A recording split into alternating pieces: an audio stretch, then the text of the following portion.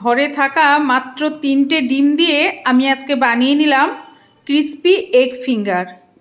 তো চলো ঝটপট রেসিপিটা দেখে নিই। তো আমি এর জন্য এখানে একটা মিডিয়াম সাইজের পেঁয়াজ, এক টুকরো ক্যাপসিকাম আর একটা কাঁচা লঙ্কা নিয়ে নিয়েছি, আর নিয়েছি 3টে ডিম। তো এবার পেঁয়াজ, ক্যাপসিকাম, কাঁচা লঙ্কা এগুলোকে ফাইনলি চপ করে নিতে হবে। তো এটা ছুরির সাহায্যেও করা যায়, আমি একটা চপারের মধ্যে দিয়ে চপ করে নেব। এখানে আরও নিজেদের ইচ্ছে মতন সবজি অ্যাড করা যায়, যেমন গাজর, তারপরে শীতকালে পেঁয়াজ শাক, এখন অবশ্য সব সময় পাওয়া যায় সব কিছু।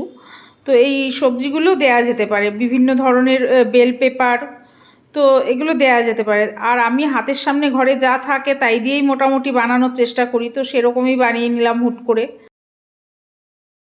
তো সবজিগুলো সব কাটা হয়ে গেছে, এবার আমি একটা বাটির মধ্যে সবজিগুলো নিয়ে নিচ্ছি। এবারে এর মধ্যে এক এক করে 2টো ডিম ফাটিয়ে দিয়ে দেব। তো আরেকটা ডিম রেখে দিচ্ছি, এটা আমি পরে ব্যবহার করব। এবার এখানে দিয়ে দিচ্ছি স্বাদ অনুযায়ী নুন। এবার দিয়ে দিলাম হাফ চামচ মতো মিক্স হার্বস। তো এবার সব কিছু ভালো করে ফেটিয়ে নিতে হবে। তো মিক্স হার্বসটা তোমাদের হাতের সামনে না থাকলে নাও দিতে পারো, কোনো অসুবিধা নেই। হাতের কাছে যদি ধনেপাতা থাকে তাহলে ধনেপাতা কুচিও দিতে পারো, আর না থাকলে নাও দিতে পারো। এখানে তোমরা কিন্তু একটু গোলমরিচের গুঁড়ো দিতে পারো, আমি দিলাম না, তার কারণ লঙ্কাটাতে প্রচণ্ড ঝাল আছে, তাই জন্য আমি দিলাম না। তো এদিকে গ্যাস জ্বালিয়ে একটা প্যান গরম করতে বসিয়ে দিয়েছিলাম। এখানে 1.5 চামচ মতো আমি তেল দিয়ে দিলাম, সাদা তেল দিয়ে একটু প্যানের গায়ে মাখিয়ে নিলাম। তো প্যানটা গরম হয়ে গেলে এর মধ্যে ডিমের ব্যাটারটা দিয়ে দিচ্ছি, আর এই সময় গ্যাসের আঁচটা কিন্তু একদম কম করে দিতে হবে। দিয়ে ডিমের ব্যাটারটা দিয়ে একটু গোল করে নেব, নিয়ে একটা অমলেট মতন করে নেব। এই উপর দিকটা একটু শুকিয়ে আসলে তারপরে উল্টে দিতে হবে, ভিতরটা যেন কাঁচা না থেকে যায় অমলেটের। মানে উল্টে দেবো না, আমি এটা ভাঁজ করে নিচ্ছি। এইভাবে ভাঁজ করে নিতে হবে, কেন ফিঙ্গার তৈরি হবে তো সেই জন্য। তো এইভাবে অমলেটটাকে উল্টে একটুখানি ভেজে নেব। খুন্তিটা দিয়ে একটু চাপ দিলেই কিন্তু বোঝা যাবে যে ভিতরটা কাঁচা আছে কিনা। তো আমার এখানে অমলেটটা তৈরি হয়ে গেছে, আমি নামিয়ে নিলাম। এবার অমলেটটাকে একটু ঠান্ডা করে নিতে হবে, ততক্ষণে আমি আরেকটা ব্যাটার তৈরি করে নিচ্ছি। এখানে যে ডিমটা রেখে দিয়েছিলাম সেটা ওই ডিম ফেটিয়েছি যেই বাটিতে, সেই বাটিতেই আবার নিয়ে নিলাম। নিয়ে এখানে একটুখানি হাফ চামচ মতো চিলি ফ্লেক্স দিলাম, একটু নুন দিলাম, দিয়ে দিচ্ছি 2 চামচ কর্নফ্লাওয়ার। এবার সব কিছু ভালো করে ফেটিয়ে একটা ব্যাটার তৈরি করে নিতে হবে।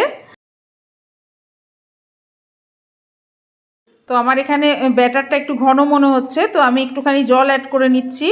হাতের সামনে যদি দুধ থাকে তাহলে দুধও অ্যাড করে নিতে পারো। এবার ব্যাটারটাকে একটা সাইডে রেখে দিলাম। এতক্ষণে অমলেটটাও ঠান্ডা হয়ে গেছে। এবার অমলেটটাকে একটু সরু সরু করে পিস করে নিচ্ছি।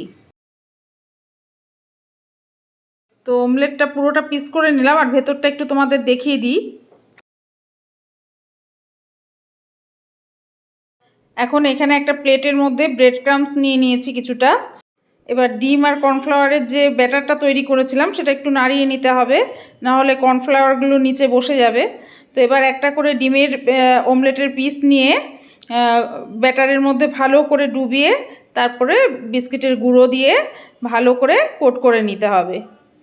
যারা রোজ সন্ধ্যাবেলা একটু তেলে ভাজা খেতে পছন্দ করে, বা ফিশ ফ্রাই, ফিশ ফিঙ্গার এইগুলো খেতে, এই ধরনের খাবার খেতে ভালোবাসে, তো তাদের সবার ক্ষেত্রে তো আর রোজ দিন বাইরে থেকে কিনে খাওয়া সম্ভব হয় না।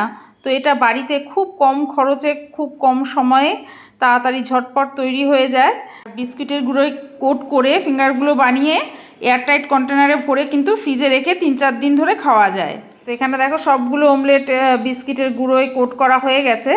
এগুলোকে আমি আবার ডাবল কোটিং করে নেব, আবার একটা করে ওই ফিঙ্গার নিয়ে আমি ব্যাটারে ডুবিয়ে আবার বিস্কিটের গুঁড়ো দিয়ে কোট করব।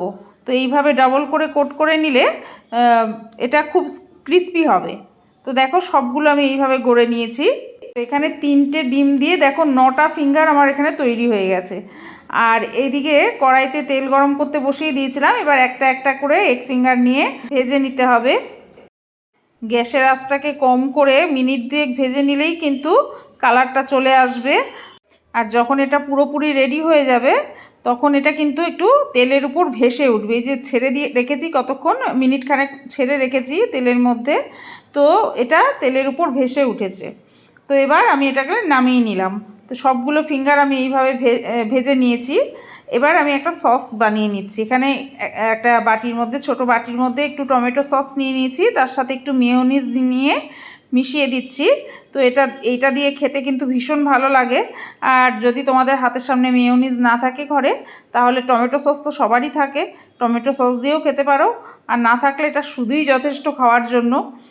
তো এবার আমি একটা প্লেটের মধ্যে একটু সাজিয়ে দিচ্ছি। তো বন্ধুরা, ভিডিওটা যদি ভালো লেগে থাকে তাহলে লাইক, ফলো আর শেয়ার করে আমার পাশে থেকো।